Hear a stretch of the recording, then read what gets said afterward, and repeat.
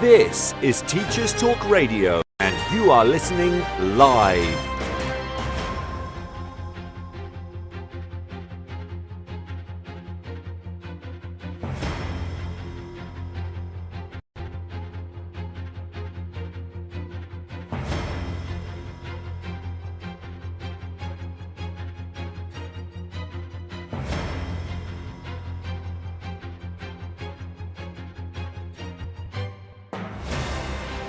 This is Teachers Talk Radio, and you are listening live. Tune in live at ttradio.org, or to join in the conversation, download the Podbean app and search Teachers Talk Radio. Follow the hashtag TTRadio. Tune in, talk it out with Teachers Talk Radio. So I'm Sabrina, I'm joining you today. This is my first show, so sorry about the hiccup there. So basically today we're going to be talking about subject specialisms and all of the things we do to become a specialist in that subject we love. You know, for me, it was English. I did English, I did retrain, did a bit IT, but predominantly my subject specialism, and I am a subject specialist in English. So a little bit about me. My background is in FE predominantly. I've worked with 14 to 16-year-olds. I've worked with adults. I've worked with 16 to 18-year-olds. So really love to cover a broad range in the education sector. And as I mentioned before, covered a lot in English, but I've also taught other things. And one thing that really interested me as I went through was the fact that although I came in as an English expert, kind of. I was asked to do loads of work across the college, and I was doing a bit of this and a bit of that. And I just wondered, you know, how important really is it to be a subject specialist for your students, for your organization, and for yourself? So we've got an amazing guest with us today. We've got Alex Armanfard, who is a teaching and learning expert. He's a mentor. He goes around helping people, inducts them, and works in his own subject specialism. He's worked in schools and FE, and he's going to give us a bit of a rounded approach as well. So Alex is going to just introduce himself. Hi there. Thanks for having me. This is a new experience. So as you say, my name's Alex Armanfard, and my current job title is Teaching and Learning Mentor, and I currently work with the business team. I work in a large FE college, which has got almost every subject sector area in FE that you can think of. And moving forward in the next academic year, I am the Teaching and Learning Mentor for the business department, the business team. And what that means is I'll lecture in business all the way from level 1 to HE. And then I also support and sort of foster a collaborative approach amongst the business team to share good practice, to onboard new staff. Because actually, I'm just thinking that when we're onboarding new staff, it's a slightly different approach in FE than it is in, say, in a secondary. So there are some similarities, but you did touch upon there. Obviously, working there are some differences in the onboarding of staff. I suppose that plays into where we're talking about where subject specialism comes into play within the sector. But yeah, in a nutshell, I lecture and I support other staff. Thanks. I'm sure it's a bit more than that, but yeah, you're being a bit modest, I think. So first off, you're in the business area, you're supporting the business team. Is your specialism business? So yeah, so by chance it is. And when I say by chance, I've worked in this organisation for approaching 10 years now, actually. So prior to coming to the organisation, I worked in lots of secondary schools. I had a permanent job in a secondary school, but I did a lot of supply. And then I left the secondary school setting and joined FE. And when I came to FE, I came I was fully qualified. I'd worked in secondary schools and actually joined the business team. This was almost 10 years ago, but I soon realised, early to school, that there was kind of elements of business and ICT. But over time, while I've worked here, that's kind of evolved into different areas. Across the college, I've worked in different areas. But yeah, my subject specialism originally was business with a little bit of IT, and then I migrated over. There was some internal movements within the organisation. I migrated over to computing. Again, that was probably in line with the government changes, although the college did still offer IT as a separate course. So I moved over to computing, taught maths, and then it kind of comes full cycle. Moved back over to business. So yeah, so now we're the bread and butter, I'll say, really is vocational business. Traditionally, we've had level 2, level 3. So for anyone that doesn't know levels within, they might not work in FE. Level 2 is effectively GCSE level. Level 3 is effectively A level. But this upcoming academic year, we've also introduced level 1. So that's kind of skills for business. We've got level 2, level 3. Last year, we're one of the first organisations in the country to offer T-level business, which is the government's flagship programme, focused far more on work placements. So there's a lot more work placement involvement compared to a standard level 3. And then we also have a HE centre. So basically, what we've got now, we've got pathways. We could have a learner kind of come in with no qualifications whatsoever. And we've got a pathway, and we can support that learner's journey from level 1 all the way to a degree level. So we've got that in business. I'm not no way trying to promote the college here. It sounds like you are. no way trying to promote the college here, but we're looking at, we're talking about subject specialisms here. And so the idea, the concept that, you can take a learner from level 1 all the way through to HE, you need the right staff, and you need the right subject specialism, subject knowledge to be able to do that. So thinking about, say, the staff currently you working alongside and onboarding, etc., are they all qualified to a certain level, I presume degree level in business or something relevant? Yeah, absolutely. So it's really important, as well as I do, that it's really important that we kind of have certain competencies as educators, as teachers and lecturers. And one of those, in my opinion, one of those key areas or attributes that you need is resilience, and you need to be able to be adaptable. So adaptability and resilience kind of go hand in hand, in my opinion. So all of the staff that we kind of onboard at the organisation, is qualified to a competent level.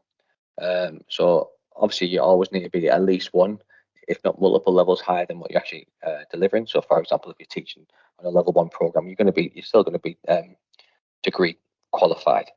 And that's so that you've got that level of subject knowledge, but also kind of the academic skills. You've been on that journey, you know what's expected, you understand how our program was built and delivered, I suppose. But in terms of the specialism, different subjects, this is my opinion, different subjects have varying amounts of annual change.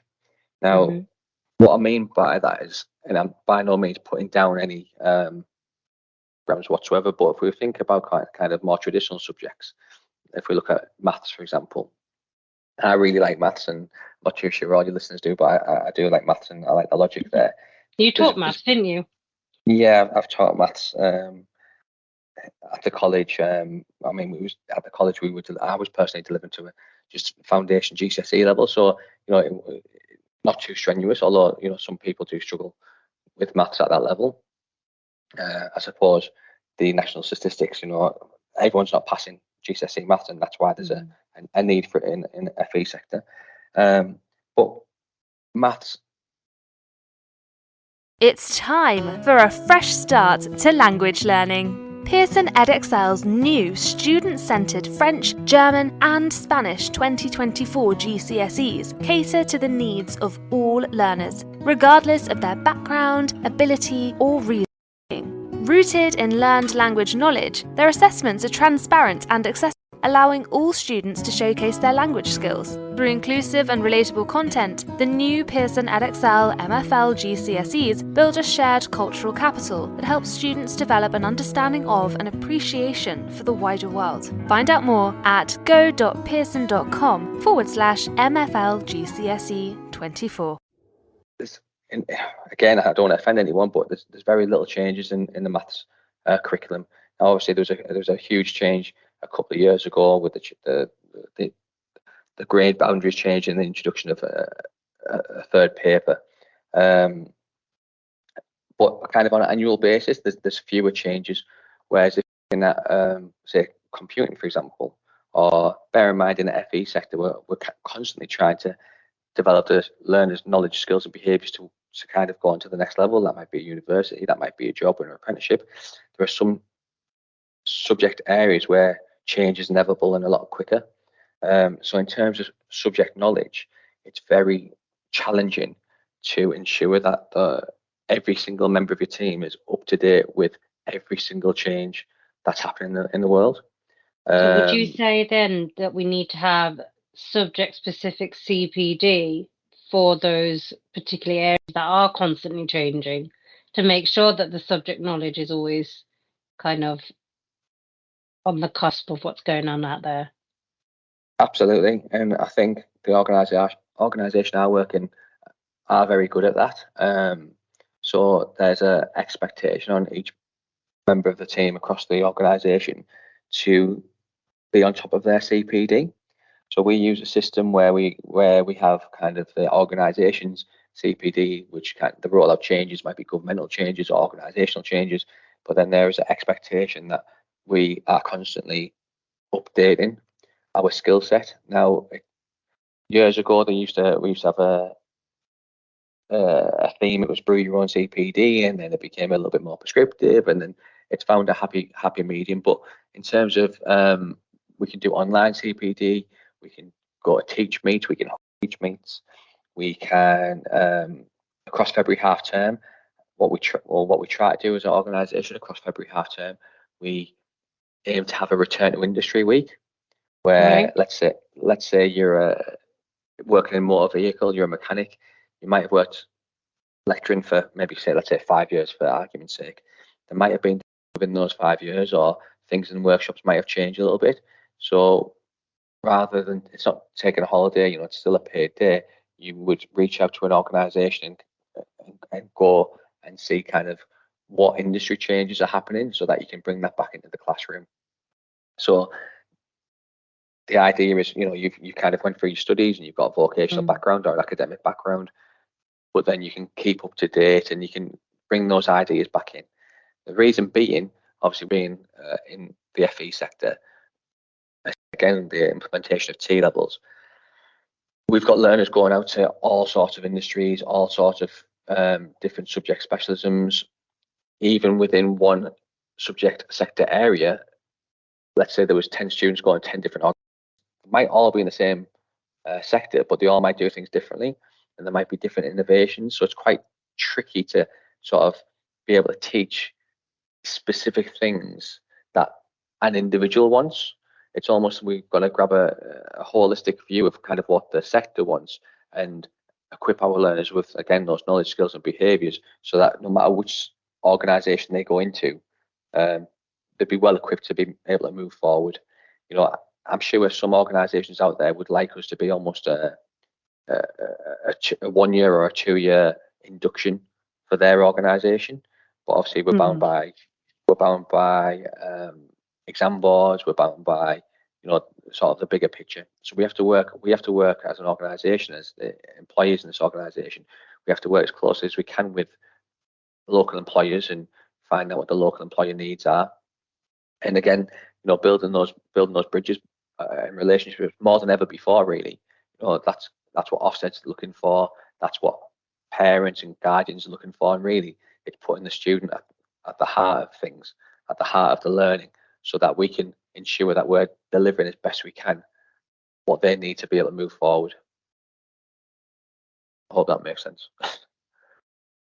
Yeah, that's brilliant. So there's a lot there about, the kind of expectations of what the student, essentially your customer wants and what they need to get into employment and industry.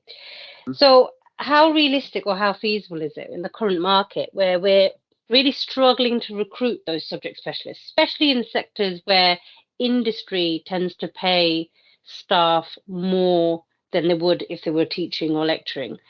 Um, is there an opportunity there for people to change subject specialisms, etc., whilst working, evolving, or whatever? Because I know I've had to do that. I've had to change what I've taught. I've had to take different directions myself. Um, and I've taught outside my subject specialism. Like, how realistic is that in today's climate to sustain that, and especially with the Ofsted inspection kind of framework focusing on subject specialist knowledge? Yeah, that's a really, well, I suppose that's the multi-million pound question. Recently on the radio, I've heard adverts, like governmental adverts, trying to encourage people to teach an FE, and maybe that's gone on in the past, but it's really it's it's been brought to my attention just recently. I suppose that's caught my ear. Are there specific areas that we've got more shortage? I'm aware the STEM areas are really, really short in the FE sector. Look, we're struggling to recruit. It tends to always be the science, tech, maths. Absolutely. Well, I mean, different colleges have different specialisms. And it all depends on locality. So if anyone wanted to come into the sector, it wouldn't take long to do a little bit of an analysis and kind of find out, well, what does the college deliver? What's their subject specialism or their main area that they're pushing for, and then looking at what does that area pay if working in that industry. And I suppose, without going into too many details or where kind of recruitment issues may or may not be, if you look at, well, for argument's sake, I'm just making the numbers up here. Let's say an electrician was getting paid 100 grand a year, and then an FE college wanted to recruit someone to teach electrical. That's where discrepancies might come in, because ultimately, we have kind of got a pay structure. There is a pay structure in place, and if there are some industries that are really paying massive amounts more, that's where the shortages will be within that college or that service provider. So how would we fill those gaps to get those subject specific lecturers, teachers? So again, that is the main challenge. And you've mentioned, there might be almost teachers in a specific subject sector area, and then, as you've mentioned before, you taught outside of your specialism. So there are opportunities, I'd say, to be able to migrate over and teach in different areas. Now, again, it comes back to subject specialism. That might be a case of, depending on the organisation, they might recruit somebody. They might recruit somebody to teach, let's say, teach English, and then they need them to teach biology. So whether they could work with that employer, they could work with that as long as they've got a good track record and they get on with them. There's nothing stopping the employer or that member of the team to upskill in that area. So they may need a level of qualification, so they could fund that independently, or the organisation might fund it for them, and then they could migrate over. So that's one way you could take a member that already works in the team and upskill them academically, so they've got that foundation subject specialist knowledge. Or what else the sector does is it goes out, and like the radio advert suggests, it kind of tempts people over, saying, well, have you considered a career in teaching? Have you got kind of knowledge, skills, specialisms that you could pass on? And what it sounds like as well, unlike school, I'd say less like school, there's a little bit more flexibility with your working hours in FE. So there's an approach to try and say, well, okay, you're an electrician, and you're in my example there, he was £100,000 a year. Maybe could you come in a day or half a day, or even, which also we're constantly trying to do is have a sort of a core teaching team, but then bring in as many guest speakers, specialisms, visits, trips, so that our learners are exposed to as many people with specialist knowledge as possible. So it sort of takes a village to raise a child, and just like that within the FE sector, you don't just want one teacher teaching. I mean, I'm sure it does happen, but maybe students might get bored if you've got one teacher teaching everything to that group of learners. So as much kind of cross-pollination, as much exposure to different industries, different people, different ways of doing things, it can only be good for those learners. Now, obviously, you could take that to the extreme, and it sounds like it becomes a little bit chaotic, and sometimes it can become a little bit chaotic, and that's why, as I say, you need that core teaching team, that core management team, to ensure kind of we're heading in the right direction, but then bringing in as much experience as possible. So, as I say, you can take somebody who has taught in the organisation or is showing promise. They might be new in the organisation, and they can then upskill to teach a different subject if there's a gap there, and obviously all parties are happy. Or you can try and recruit people from specific subject sector areas or specialisms. Bring them in for a day a week or 2 days a week, and eventually, that is like the dip in the toe into teaching, whether or not they like it. And again, if you look at any job offers out there, we're trying to find, as a sector, we're trying to find those specialist teachers. So then, as kind of the carrot for those guys is, a lot of organisations, it's not guaranteed, but a lot of organisations then might fund your teacher training. If you sign up to an organisation and you've got a specialist skill that's in shortage, they might fund your training. When I trained, are self-funded. So actually, looking back, that would be a really good way into the sector, really. So, talking about now schools, so how does this flexibility or whatever play out in a secondary school in terms of subject specialists? Do you have people that kind of migrate over to different areas, different specialisms? Do you have all of these kind of guests, the village you were talking about? Do they come in? Well, I can only talk on my experience for this, obviously, and it's been quite a while since I've been in a school. And when I was in a school, my feeling and my understanding was, I personally felt at the time, maybe because I was wet behind the ears and I was new, I felt like there was slightly less flexibility. The school day is kind of more regimented. How many students you're getting from year 6 to year 7. You can map things out more clearly. FE's a little bit more. I feel like more analysis is needed, and you might do all your analysis in the world, and then you don't recruit, which then impacts your staffing.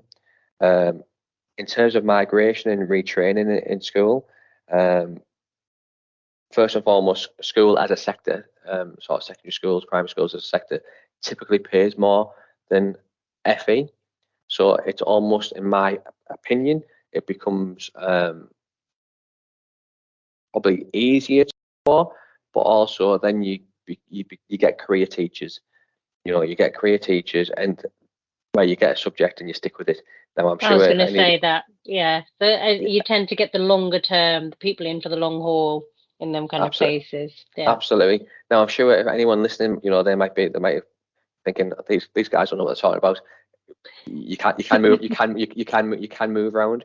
And I'm not since I've worked in secondary schools, and they might have went in as a PE teacher, and now they're teaching science. They might have migrated to biology, and there's links there. So again, it's about personality. It's about getting the right fit for the right time and the right place, right time, right fit.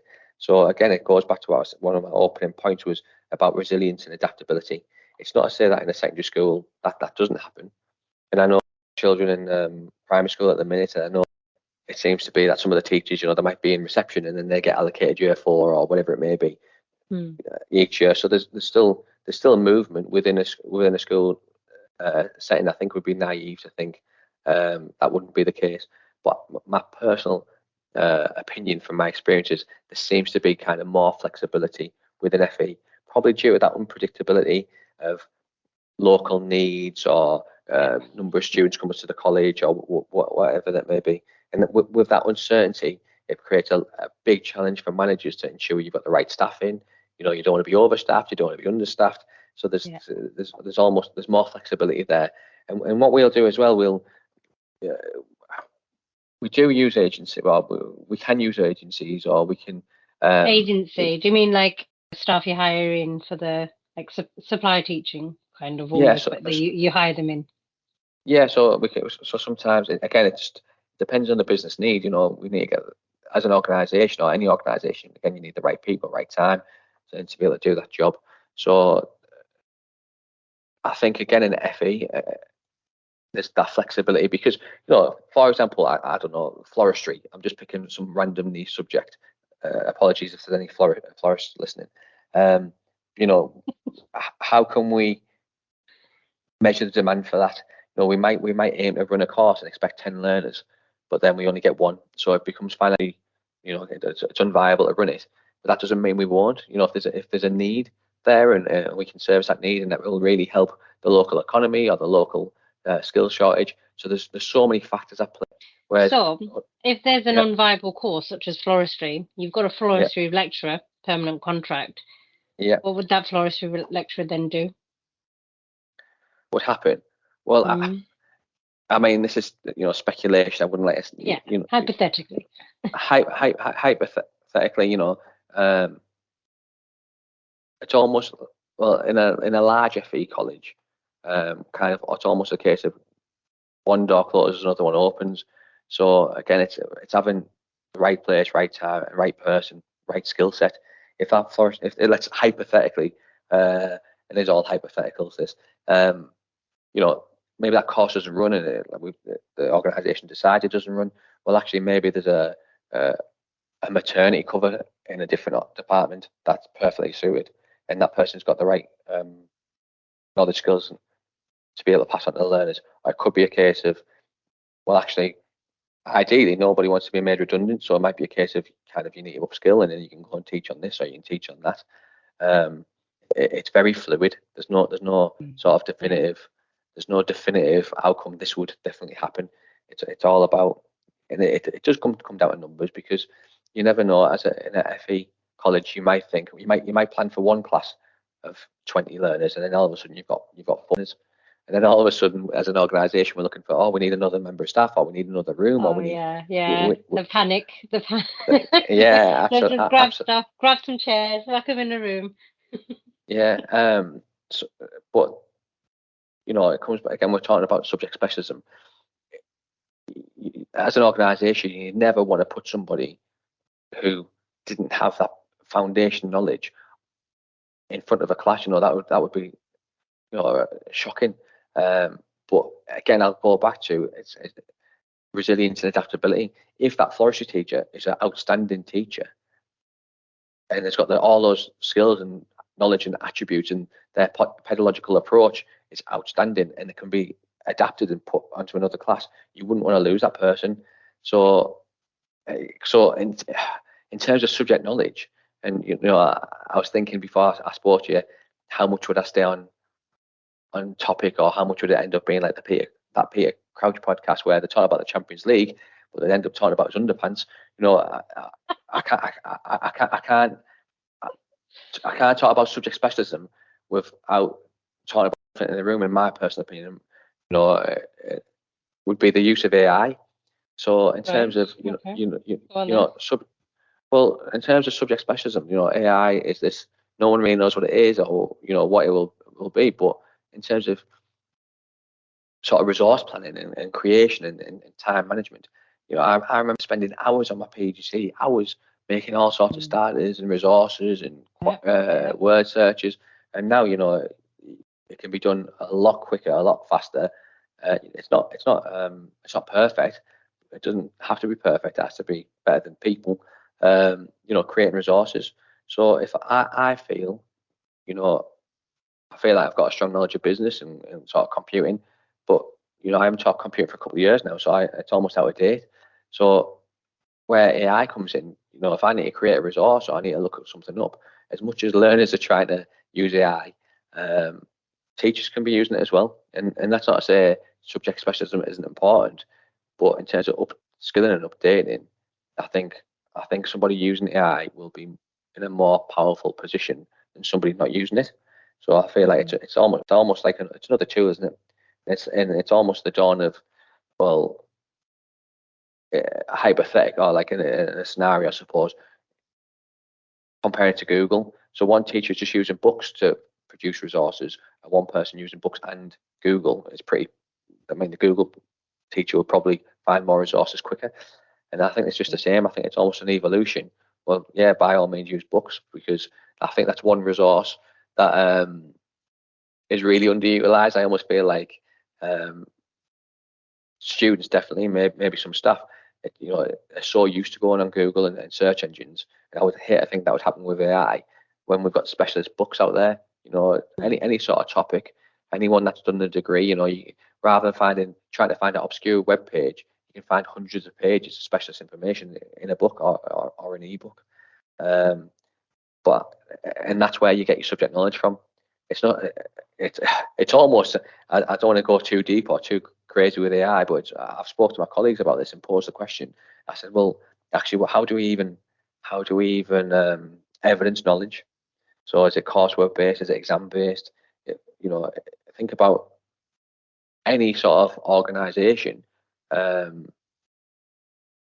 doctor, for example, could you go on AI? Can you go on AI and ask it a question? I've seen lawyers that they can go through and try and find exceptions to the rule, whereas AI can do that a lot quicker. So it's kind of, well, what is knowledge? Is it? I believe, like, obviously in the real world, you need to be competent, but competence comes with time. So you could have all the subject knowledge in the world, and you could be, you could pass all the exams or pass all the coursework, but if you haven't got sort of that combination of being able to teach and be able to educate and use sort of a multifaceted approach, then you're going to struggle in the classroom. You're going to struggle with learners if you can't deal with behaviour that's not appropriate for learning. That might be low-level disruption. That could be high-level disruption. It could just be because somebody, especially in FE, there could be a carer. They might have things going on outside the classroom. So subject knowledge is really important, but it's one piece of the jigsaw puzzle as to what makes a good teacher. Brilliant, and I have to echo that. Actually, I definitely think you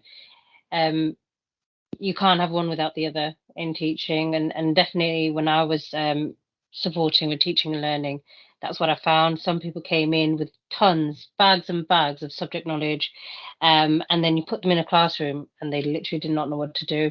Even though they might have had a teaching qualification, whatever, it's totally different when you come on board and you're contracted to teach these kids and you're fully responsible for their program of study or whatever it is.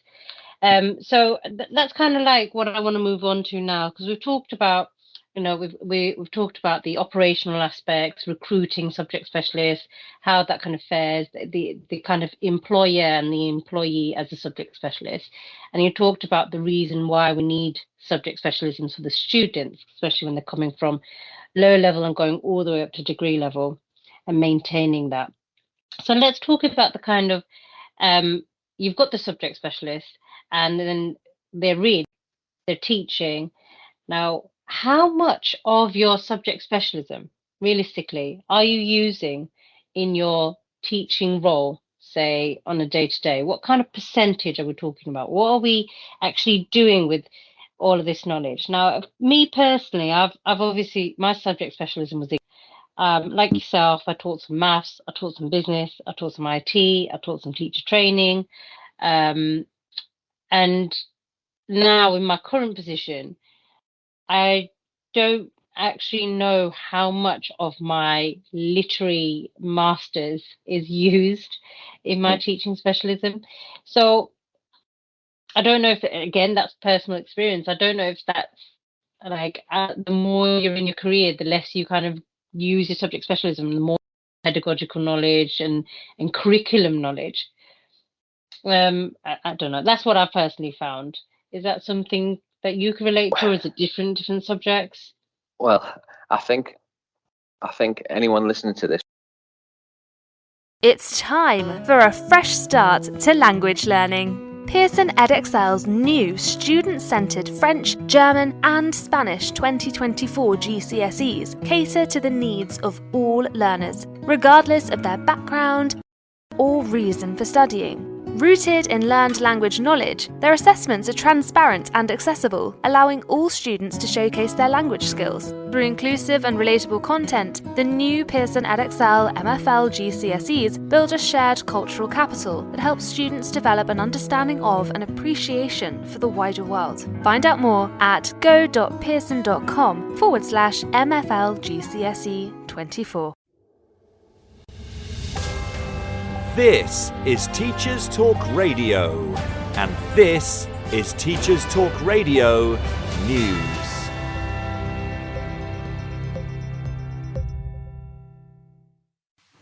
The Evening Standard reports that the education expert who oversaw a 90% fall in school exclusions in Glasgow has been tasked with driving down exclusions in London. Maureen McKenna is a former Director of Education at Glasgow City Council and has been hired as a consultant by London's Violence Reduction Unit, the VRU, with the goal of boosting inclusive education. According to the paper, McKenna's work saw fixed-term exclusions drop by 90% over 14 years, which also coincided with a 50% reduction in violence. Driving down exclusions is seen as important by many, and whilst less than 1 in 200 children in the UK are permanently excluded, the VRU says that almost 2 of the country's prison population were excluded as children. Mayor of London, Sadiq Khan, said he welcomed Ms McKenna's appointment, and McKenna herself said she was delighted to be part of the project. However, critics of the zero exclusion philosophy pointed out that schools only use suspension and exclusions in response to serious breaches of behaviour and discipline, and that this new approach could make schools less safe for all. Schools Week reported on a new study which asked parents about the impact the pandemic had on children's social and emotional skills. The study by IFS and UCL's Institute of Education also noted that reception-age pupils were amongst the worst affected. The experts concluded that there was no evidence that youngsters from disadvantaged families fared worse than their non-disadvantaged peers. However, they did stress that economic instability did have an impact on well-being. Children whose families' pre-COVID employment situation changed during or shortly after the pandemic were far more likely to be negatively impacted, even if parents didn't suffer any significant loss of earnings. Jeff Barton, General Secretary of School Leaders Union ASCO, said the research underlined the need for extra funding for children's services. He went on to say that, combined with other factors such as the cost of living crisis, COVID has taken a real toll on pupils' health and well-being. Barton made it clear that schools are doing everything they can to support pupils with academic and emotional development, but are doing so in the face of budget challenges and lack of investment from the government in both education and children's services. The Guardian features comments from Russell Group that elite universities will turn away increasing numbers of UK students over the next few years, in favour of more lucrative international applicants. Tuition fees for home students have been frozen at £9,250 a year since 2017, but experts calculate that as a result of rising inflation, the real value has dropped to £6,000. This is significantly less than it costs to teach the average student. With the number of 18-year-olds in the UK continuing to rise, leading universities say they won't be able to meet demands for British sixth formers without government support, or they will have to raise tuition fees. The Russell Group has estimated that universities will be losing an average £4,000 per year for every year undergraduate they teach by next September. Universities have said the decline in the value of fees means they cannot meet staff demands on pay, despite facing 5 years of industrial action, including marking boycotts, which means some students without a grade this summer. Finally, a study by Myriad suggests that mindfulness in schools doesn't improve young people's mental health. The My Resilience in Adolescence, or Myriad project, investigated the effectiveness of a brief school-based mindfulness intervention in supporting the mental health of young people, secondary school pupils aged 11 to 16. The project spanned over 8 years and involved more than 28,000 students, 650 teachers, and 100 schools. Mindfulness in Schools project was taught by teachers to their students after completing the programme themselves. Although inconsistent practice was one reason mindfulness didn't work, there were other factors to consider, particularly looking at factors which contribute to poor mental health, such as inequality and deprivation. The research also suggests that the treatment of mental health problems is best left to experienced and qualified mental health professionals, not teachers and schools. Full details of the study and its findings can be found by visiting the welcome.org website. This has been your Teachers Talk Radio News with Joe Fox. I think anyone listening to this, whether they work in education or if there's a random person listening into it because they're interested in teaching and they're working in any industry, I think if you ask that question to anybody, how much of your schooling or if you've got a degree, undergrad or masters, how much do you use that in your current role?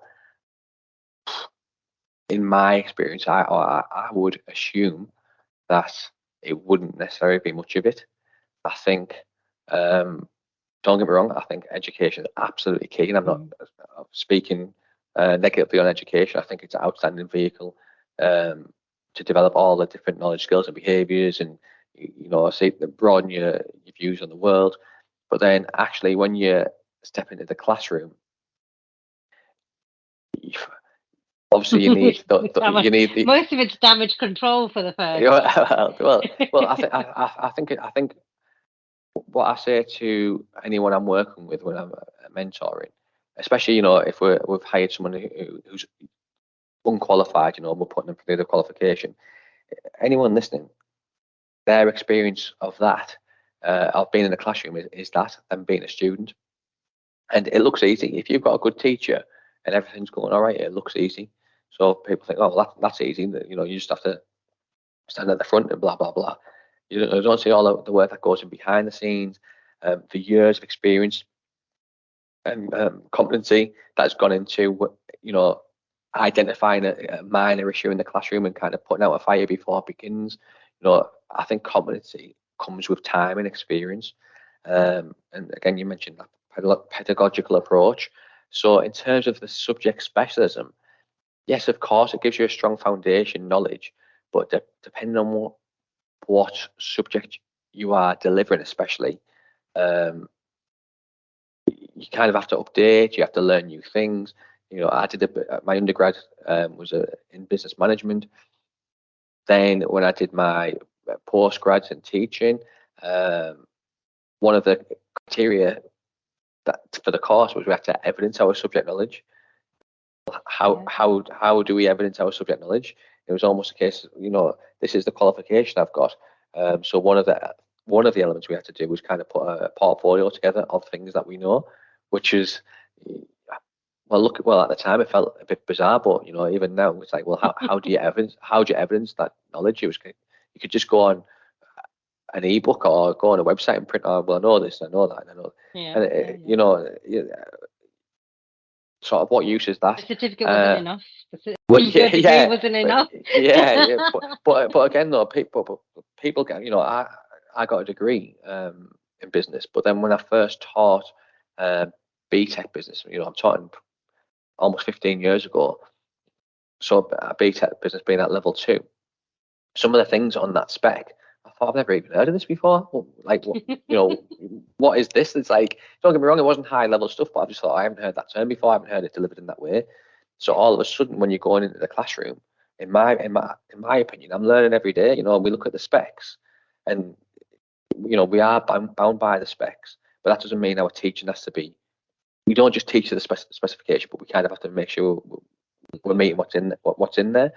So an example of that would be, if you're teaching an older spec where in IT or digital, for example, it might talk about where you can save your data. So again, this is just an example. It might talk about the cloud. It might talk about hard drives or flash drives. It might then talk about floppy disks. So hypothetically, it might have been when that spec came out, maybe floppy were a genuine way where you could save things. I mean, you still can. And this, I don't want any IT muffins out there saying, Yeah. Well, no, but I mean, I'm sure I've allegedly some of the military codes are saved on floppy disks, but Right, okay. but it's almost, so then you just have to adapt your teaching. So maybe you start teaching that 1 year where it's kind of cutting edge almost, and then in the future you say, well, actually, now you ask a student, well, do you use a flash drive, a USB flash drive? Like, well, no, not really. We just save it on my phone. It goes to the cloud. So you just have to pivot your subject knowledge, but it's not your subject knowledge. You have to pivot your experience in. Well, this is how it was. So to move forward, you should still have a good grounding. You should know this information. Yeah. It almost becomes a bit of a history lesson. But I think again, this conversations about subject knowledge. Again, it comes with experience. You have to adapt. You have Well, to. I would Sorry? think, like, when you're saying things like adapt and you're saying your mindset shifts, like, I have to agree with you totally there, because when you are a subject specialist teacher in English, right, which was my background, you look out for the English in the world, you look out for the text, you look out for the this, when I was doing maths, I was looking out for the maths in the world, because Absolutely. your mindset shift, and you become a kind of absorbing, consuming that subject specialism wherever you are, and all of a sudden you've forgotten all about English. You can't remember Yeah. what compound complex sentences anymore, because you've gone into a maths kind of mindset. And then again, when I did the business, I was obsessed. I was looking at marketing strategies. I was looking at, and all of a sudden, and because you have to teach it, it's almost like you need to keep absorbing what you can around you about that. And I think it's a very kind of a natural thing that teachers and lecturers do, and they don't realize they do it, and they take for granted almost. But I definitely noticed the difference. If I had to go back into a maths classroom now after not teaching it for however long it's been, I wouldn't have a clue. But if I was in that maths classroom for, say, 2 months, I would talk as if I'd been doing it forever. Yeah, exactly. And again, adaptability, just like you've said, I remember I was quite good at maths at school, and I was kind of top sets. And so when you were in top sets, you were kind of doing a little bit more advanced maths, and maybe that use a calculator. And when I stepped back into the classroom to teach foundation GCSE maths, How much did you remember? Well, exactly. So, for example, long division in the bus stop method, it was like, oh, okay. I haven't done this for such a long time. Was the method the same? Oh my God. Yeah. See, I'm surprised, because the way we did long multiplication, it's taught totally different to my kids. Yeah. So I'm then trying to teach my kids how to do long multiplication or long division. They're like, no, that you don't do it like that. They're doing like grids and absolutely. And I'm thinking even the methods change and evolve and stuff like that, don't they? So it's just yeah. So, but again, I think it comes down, to competency, and sort of. Has an individual got the competency and the ability to function at a certain level, and then almost keep that hunger for knowledge? Are they willing to reset? Are they willing to learn or learn and relearn? So yeah, you're dead right. So going back into the classroom and teaching, looking at, well, I used to do it this way. Oh, I forgot how to do it. So you look over it and think, oh, that's how you do it. You just refresh your mind. But you're very, very much right in terms of maths. There's so many different ways you can do long multiplication and division, etc. that get taught now. Now, for me, that blows my mind a little bit. Now, we all know, everyone in the classroom, has different ways of learning, different preferences of learning. So, as a math teacher, which I'm not claiming to be at the minute, that's not what I'm teaching next year. Has to know different approaches. So you have to be adaptable and think, well, just because I can pass a test and I can do long multiplication a certain way, it doesn't mean that's the only way it has to be done. So you have to have that fluidity to try and reach your learners in different approaches, really. Well, that was the thing I realized when I was teaching maths. I thought, oh my God, I'm going to do it all these different ways, and that really kind of struck some internal alarm bells. Like, am I good enough to do this? Am I good enough to check these answers? Am I good enough to get out? So exactly like you were saying, different people have different ways of learning, and they'd come from all different schools, because they're in FE, you're feeding in from so many different schools, so many different teachers. And that was the first time I felt like panic. I thought, oh my gosh, am I equipped? Am I knowledgeable enough to support these kids, to teach them how to get to that same answer in all of these different ways? And thankfully, I didn't have AI, unfortunately, but there Yeah, are resources online that supported me. So, I yeah, went online, I found some videos, I yeah. found some worksheets, and, saved by the bell almost. But then, you know, I used to have this very naive when I was really fresh, when I was really eager, a teacher working, 100 hours a week and all that stuff. I used to think that I'm a really good teacher. I could teach anything. Mm, I could teach anything as long as I'm a step ahead of the students.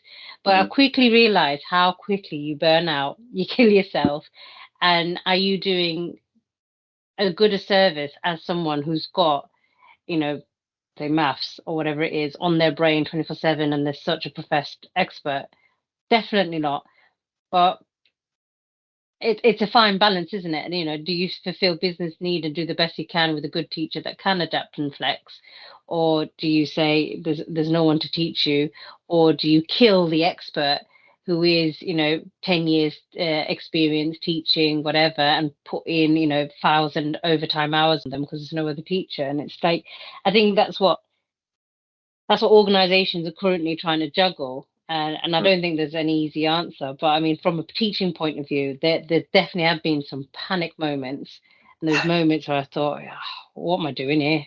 Like, why am I standing in Well, front of these people?" I think if anyone was honest, any teacher was honest, I think that we've all had those moments, and probably the more so at the beginning of your career, but I'm sure if everyone was honest, you can still have them now. It doesn't matter how far in you are. I suppose that's what's exciting about teaching. It's not mundane. Um, there's perpetual change. Nothing ever stays the same. Your students might change, the spec might change, the organisation might change your policy. Someone might be having a good day, a bad day. So again, we talked about, can people migrate over? We mentioned the florist, could they go and teach something else? And of course they could. But again, what you don't want to do is dilute, in my personal opinion, you don't want to dilute people too much. You don't want people to become a jack of all trades. So that's where the specialism needs to come in.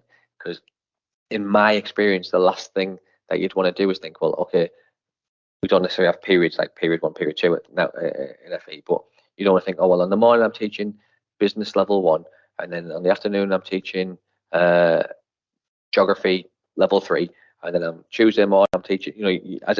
That does Within happen though, and I know it what, does happen in FE that you're yeah, teaching like multiple different, sometimes, but essentially very different subjects. well, yeah, absolutely. And again, the specifications and how many different specifications we run, or different subject sector areas. You might be teaching computing, for example. Now, again, if you're in computing in school, you've got a specification. You might have maybe two different exam boards, maybe. Whereas in FE, you might have multiple. You might have, for computing, you might be running 4, 5, 6 different exam boards, which then means, yes, the core subject's the same, and then the foundation knowledge is the same, but each spec might be a different level, a different expectation. And so even within computing, you might be teaching, you might have to teach coding for a lot of different languages. Now, different languages in computing, it's like learning different languages to speak.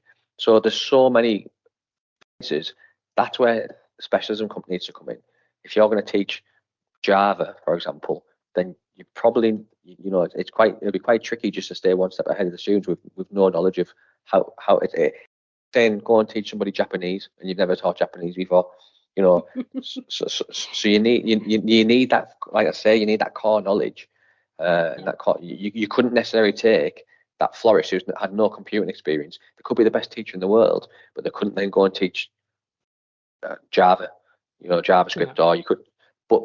But again, it depends, and just like in school, as I say, there can be movement, as I mentioned before, PE and then moving to biology. There are similarities there. There's transferable skills, but specialist knowledge is important, 100% important.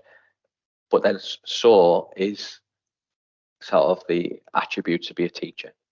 We could Mm. take we could take someone who might be an absolute whiz in industry, in web design or whatever it may be, but then maybe they've got sort of medical conditions or social anxiety and they couldn't step into the classroom. So they might have outstanding knowledge, but they can't deliver that knowledge. And it's to sort of be a FE teacher or to be a teacher in any setting, I suppose. you kind of need to strike that balance, and that balance is always kind of a slightly moving picture. Do you need more knowledge now? Do you need a bit more, teaching experience now, or you've got a challenging learner? And I believe, I've taught for quite a while now. It's a competency of teaching, and then upskilling yourself. You can't be lazy. You can't take your foot off the gas. But then, if there's something really niche or really specialist, then you can always bring in the experts, or aim to bring in the experts. Which, and I'm sure, if you look back if any of the listeners look back in school, you kind of remember those trips, or you remember those visits. It's almost like you don't necessarily get the appreciation as a teacher, because the students know you become a second parent, and it's almost like you're nagging them. So you can deliver outstanding subject knowledge to the students in an outstanding and fun way, but then you bring a guest speaker in who's bring some free pens in, which I absolutely love. I absolutely love the guest speakers that we get. Thank you for everyone, whoever will come in as a guest speaker. By all means come in. But they could say the same thing, but because they weren't in the industry, it kind of comes with a bit more punch than when you're sitting in the classroom. But right. Yeah. You definitely think subject specialist knowledge definitely needed, used, but in different ways in teaching. Is that right? Am I summing this up right? But you need to have the teaching competencies, skills, and attributes to being able to get through that subject knowledge to your learners. Totally, and just the willingness and the resilience to be able to adapt and change, and reinvent yourself, reinvent your content. Don't get whether you change subject specialisms or not. You need to be able to do that. Well, one without a doubt. You produce a resource, and you spend hours and you've delivered it, and all of a sudden it's out of date. You can't get offended saying, "Oh, well, I need to change." There's nothing worse, is there? When you get a resource of someone, a colleague, like, "Oh, I've got a good lesson on that." And you open it says something like 2019 on it or whatever, and you think things have changed so much since then. Totally. And yeah, I definitely think you've touched on some really good points there, Alex, and really kind of broad approach into understanding your point of view. I think. Right, thank you very much, Alex. I really appreciate everything you've kind of covered there. Really interesting to hear about the kind of scope of subject specialism, the introduction of AI coming in.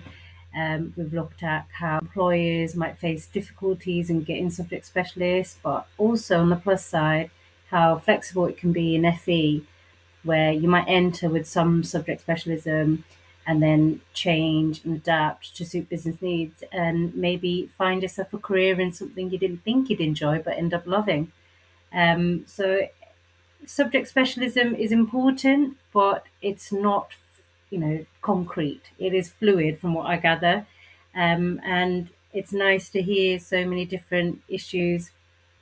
We'll be fine kind of discussing this forever, I think. And I think it's not something that's got an easy fix or an easy answer anywhere. So we're really interested to see what you guys think. If you want to message me on Twitter and tell me about any kind of changes you've done or any changes you've had in career, positive, negative, with your subject specialisms, that'd be really good to know. So I hope you've enjoyed my first show, everyone, and catch you again in a couple of weeks on the morning break with our next guest. Thanks. Bye.